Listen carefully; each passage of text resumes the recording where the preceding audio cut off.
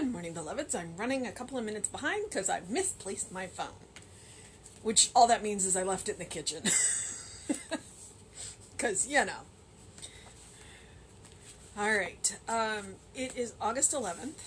I'm pretty sure it's Tuesday because I went for a run today. And, oh, by the way, it's hot out there. Please make sure that you drink plenty of water today. But our title today, because remember we are in the month of vitality, I bear the eternal stamp of individuality. That looks like it's going to be interesting. Okay. Life has set the stamp of individuality upon your soul. You are different from any other person who ever lived. You are an individualized center in the consciousness of God. You are an individualized activity in the action of God. You are you, and you are eternal. Therefore, do not wait for immortality. The resurrection of life is today. Therefore, the resurrection of life is today. Begin to live today as the immortal being you are, and all thought of death, all fear of change will slip from you. You will step out of the tomb of uncertainty into the light of eternal day. Say, I know that every apparent death is a resurrection. Let me try that again. So, our treatment. I know that every apparent death is a resurrection. Therefore, gladly I die to everything that is unlike the good. Joyfully I am resurrected into that which is beautiful, enduring, and true. Silently I pass from less to more, from isolation to inclusion, from separation into oneness. Today, realizing that there is nothing in my past that can rise against me, nothing in my future that can menace the unfoldment of my experience. I know that life will be an eternal adventure. I revel in the contemplation of the immeasurable future, the path of eternal progress, the everlastingness of my own being, the ongoingness of my soul, the daily renewed energy and action of that divinity within me that has forever set the stamp of individualized being on my mind. Wow. Okay. There's a lot in that. And these are short. They're just, a little over half page. But he went for it today. He starts out by saying, life has set the stamp of individuality on your soul. And immediately an Oscar Wilde quote popped into my head. Be yourself because everybody else is taken. You are different from any other person who ever lived. You are an individualized center in the consciousness of God. That is absolutely a beautiful way to think about it. You are an individualized center in or within the consciousness of God. And then he goes on to say, you are an individualized activity in the action of God. So not only are you a center in the consciousness of God, you are an activity in the action of God, which is just absolutely a beautiful way to think about it. He says, you are you, and you are eternal. That almost sounds like Dr. Seuss. It reminds me of Dr. Seuss. You are you, and nobody could be youer than you, which I think actually is Dr. Seuss. So you are you, and you are eternal. We are souls that are, to use a Gnostic idea, We are splinters. We are splinters of the whole. We are splinters of the divine light in a material form. So we are centers of God consciousness. We are activities of God in action. I like to say that we are the hands and feet and eyes and ears and loving hearts of God. That's who we are. So you are you, and you are eternal. Therefore, do not wait for immortality. The other thing about that is when he says do not wait for immortality, that also means that there's nothing you have to do for immortality. You already have it. The question is, what do you want to make of your immortality? The resurrection of life is today. Begin to live today as the immortal being you are, and all thought of death, all fear of change will slip from you. Depending on where you fall in the scale of ages,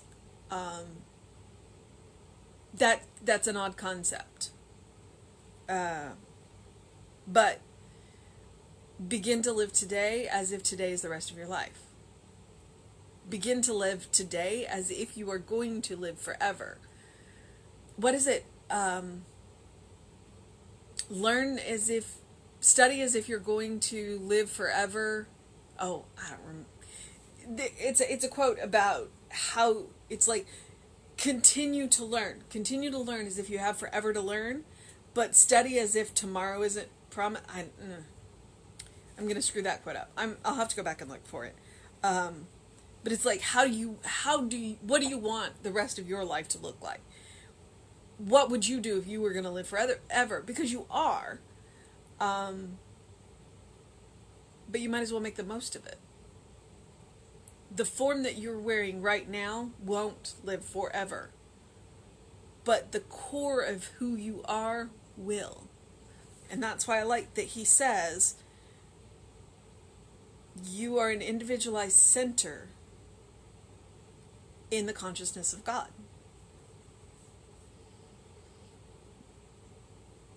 You will step out of the tomb of uncertainty into the light of eternal day.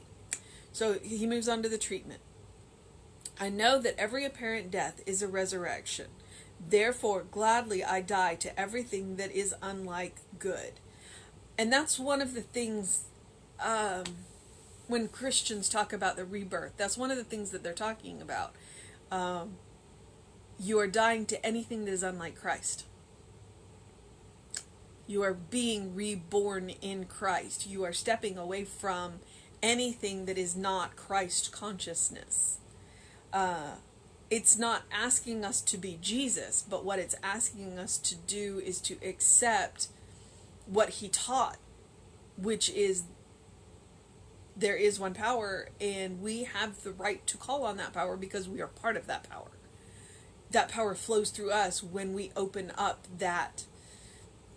For the image I like to use, when we turn that faucet on. So joyfully I am resurrected into that which is beautiful, enduring, and true. That's the Christ consciousness. I am resurrected into that willingness to believe that there is one and that I'm a part of it. So I am, the hands and feet of God. When things need to be done, the hands and feet of God take care of it. Well, guess what? That means me. And you. Silently, I pass from less to more, from isolation to inclusion, and from separateness into oneness. Now, okay, yes, I know. Right now, since we are in the middle of this COVID-19, the coronavirus, isolation is a thing. But the truth is that you are never truly isolated because you always have spirit with you. Because you're a part of the spirit. But it does mean that we have to make a little bit more of an effort to reach out to the rest of spirit that, So, that's one of the reasons why I do these so that I am that friendly face that you see, and I'm talking about what we teach, and so you're hearing another human voice to remind you you're not alone. You're never alone. Today, realizing that there is nothing in my past that can rise against me, nothing in my future that can menace the unfoldment of my spirit, in my experience, I know that life will be an eternal adventure. So that's what I mean. There is nothing you need to do for that immortality. It's already yours. So there is nothing that you have done in your past that will keep you from being immortal. There is nothing that can happen in the future that will keep you from being immortal. The actions that you are taking will color your experience. So have you thought about the actions you're taking? It's like the kingdom of heaven is right here, right now, right where you are. Are you aware of it? Or are the thoughts and actions that you are taking keeping you from seeing it? I revel in the contemplation of the immeasurable future, the path of the eternal progress, the everlastingness of my own being, the ongoingness of my soul, the daily renewed energy and action of the divine within me that has forever set the stamp of individualized being on my mind. I revel in the contemplation of the immeasurable future. Ernest believed in the immortality of your individualist soul. He did not believe in reincarnation per se. He believed that we would move up. So it's like, I've had this conversation with teenagers. He did what he came to do here. So while he believes life goes on, he was not coming back here, but he did believe that there would be life beyond the mortal form that he was wearing at the time. So I look forward to meeting him on another level. Even though I meet him every day in 365 Science of Mind. So, our mission, should we choose to accept it today,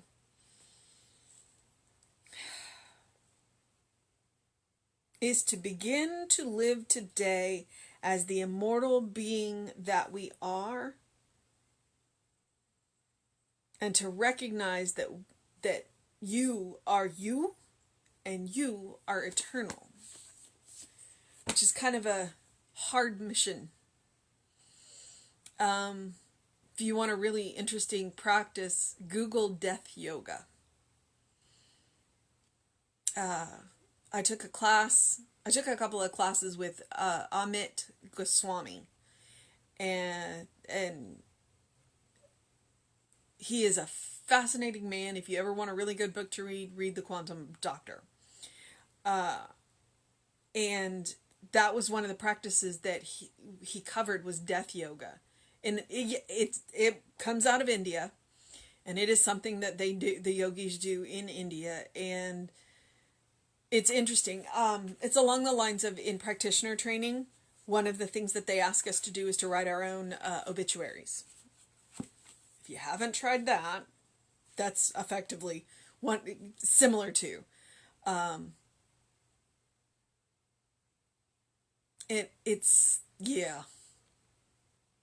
It's an experience. I will say that. So, I'm going to move into the process of my day. I'm going to encourage you to do something loving for yourself, do something kind for yourself, do something compassionate for yourself today, whatever that looks like. And as I have chosen to take this phrase from Ernest Holmes, because I do like to encourage you to open your windows and get some fresh air. It's August in Houston, Texas. That may not be a good idea right now. I do encourage you to do something to do something to engage your mind and your body. So I have taken to, for the summer, open the windows of your soul and get a breath of heaven. And realize that you are a center of consciousness within God, that you are spirit walking, and you are you, and you are eternal, and you are a beloved child of spirit, in whom spirit is well pleased. All right, beloveds. Reverend David will be on with you around 5 this afternoon, and I will be back with you at 9 a.m. Have a wonderful day, beloveds, and drink plenty of water.